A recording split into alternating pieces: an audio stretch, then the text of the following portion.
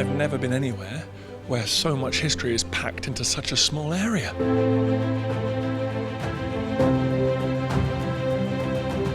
Dan kien il-kliem tal-istoriku rinomat u xandar Ingliż Dan Snow f'intervista ma' One News waqt li jinsab f'pajjiżna jaħdem fuq proġett interessanti li jfaħru wiċċ din l-art. F'daw l-aħħar jiem Snow kienet idur fostna fejn żar numru ta' postijiet storiċi bħal Forti Sant'Angelo u faħar li rwol kruċjali fl-istorja li kellu dan is-sit, inkluż waqt l-assedju kbir tal-1565 u aktar tard fit-tieni gwerra dinjija biex bekk sar wieħed mill-aktar siti storikament sinifikanti f'Malta.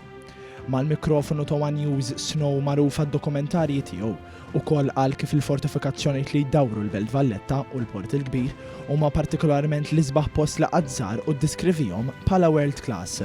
The fortifications around Valletta are world class. I've travelled all over the world. I've never seen anything like them.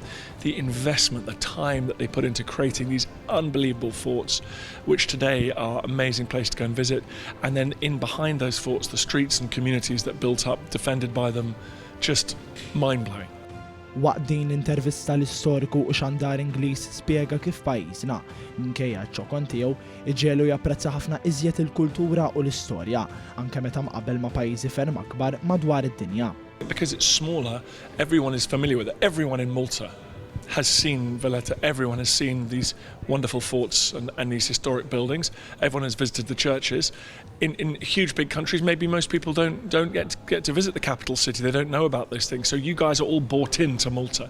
Snow tem jgħidilna kif din mhux se tkun l-aħħar darba li narawh f'Malta. You will definitely see me back in Malta. This place. Now I know what is here. I'm not going to stay away.